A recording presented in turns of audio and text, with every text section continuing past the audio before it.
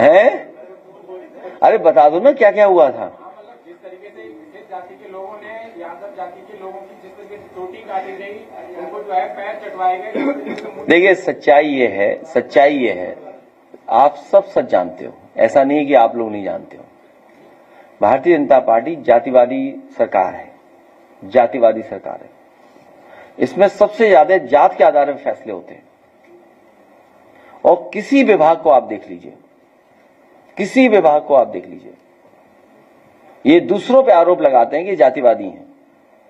आप इनका विभाग देखिए कौन है। अगर समाजवादी सरकार होती, अगर एक बिरादरी के दो भी दिखाई दे जाते तो हम जातिवाद हो जाते। आज ऊपर से नीचे तक देख लो आप। एक दिन आपने सीरियस नहीं लिया होगा, सीरियस भी लिया हो आपने, ऐसा नहीं कि आप सब पढ़े लिखे हर बात को समझते हैं। मैंने ये कहा था कि 2500 लोग हैं, 2500 लोगों ने उत्तर प्रदेश लूटा है। और नहीं मानते आप, गिनती कर लीजिए, अगर गलत गिनती हो तो बता देना।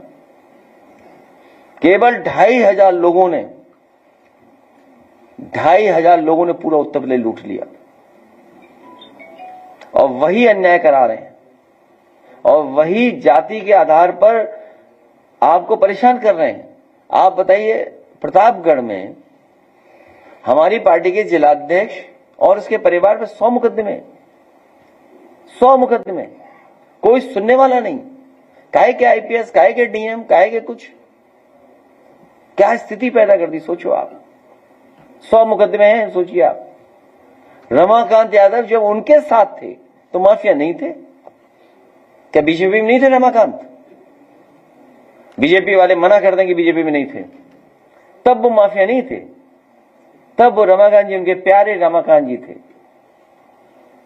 प्रजापति की जो पत्नी है वो मेरे पास आई और उन्होंने कहा कि मुख्यमंत्री जी मुझसे मिले, और उन्होंने कहा कि हमें वोट दे दो, हम आपके पति को जेल से बाहर कर देंगे।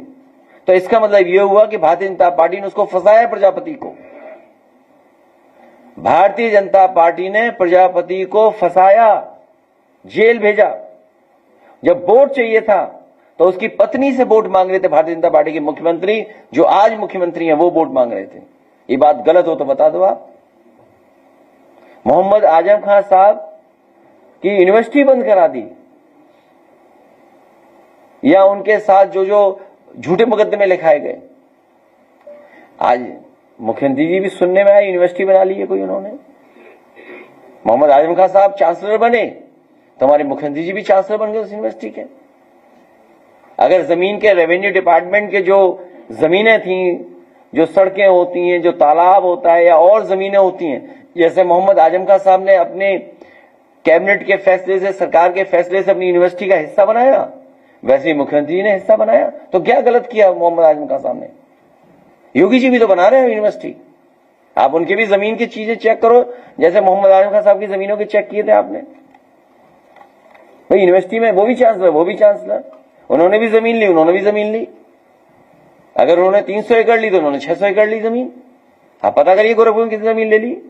हाँ, आप लोग लिखा दोगे या चला दोगे तो हो सकता है आपका हाफ इनकाउंटर हो जाए। तो जातिवादी कौन है? कौन भेदभाव कर रहा है फैसलों में? और सोचिए आप, व्यापारियों का, व्यापारियों के पक्ष में हम लोग गए, व्यापारियों की सरकार ये। और जब व्यापारियों को मुआवजा दिलाने हम लोग गए तो बुलडोजर की बकेट पे बीजेपी के लोग, और प्लानिंग करके विधायक ने भेजा। सोचिए आप, क्या विधायक डायरेक्ट संपर्क में नहीं मुख्यमंत्री के? सोचिए आप, ये हो रहा है उत्तर प्रदेश में। और जो घटना हुई इटावा में, जो कथावाचकों को मैंने बुलाया, वो मैंने इसलिए बुलाया कि समाज में दूरियां ना हो। उस गांव में पहले भी ये यादवी कथा करके गए हैं, आप पता करवा लेना। आप उन गांव वालों को सब पता है कि ये यादवी है कथावाचक, क्योंकि जिस परिवार को कथा करानी थी उन पे इतना संसाधन, पैसा नहीं था कि लाखों रुपए वाले कथावाचक बुला लें। क्योंकि कई कथावाचक हैं जो 50 लाख रुपए लेते हैं। कोई किसी की हैसियत है कि धीरेन्द्र शास्त्री को बुला ले अपने घर कथा के लिए? कोई अंडर टेबल लेगा वो बाबा पैसे? आप पता करवा लीजिए, अंडर टेबल नहीं लेते हैं वो धीरेन्द्र साथ नहीं क्या? कथा बाजने की पता कितनी कीमत होगी उनकी, फ्री थोड़े नहीं। तो ये यादव लोग कथा कहते, तो कथा तो हर समाज के लोग कह रहे हैं। बड़ी संख्या में जो गैर बरादरियां हैं सब बरादरी करती कथा। तो क्योंकि ये परिवार गरीब था तो इन्हें सस्ते में कथावाचक मिल गए, वो हमारे समाज के। विवाद बढ़े नहीं, झगड़ा बढ़े नहीं, इसलिए मैंने उन्हें बुला करके यहां सम्मान कर दिया। उनकी ढोलक छिन गई, उनकी चैन छिनी, उनका वो जो हमारा उसका हारमोनियम छिन गया, और जो वो अंधा है बेचारा जो ढोलक वाला, वो कठेरिया बिरादरी का है। हमने तो नहीं कहा कभी कठेरिया, आपसे कहा हो तो बता दो। कठेरिया बिरादरी का अंधा ढोलक बजा रहा, अपना जीवन यापन कर रहा कथा के कार्यक्रमों में, आपने उसकी ढोलक छीन ली, हारमोनियम छीन गया। रात में उसे चैन से वो पैसे दे 30,000 जो वापस करने थे, वो अपने ड्राइवर से मंगाए पैसे।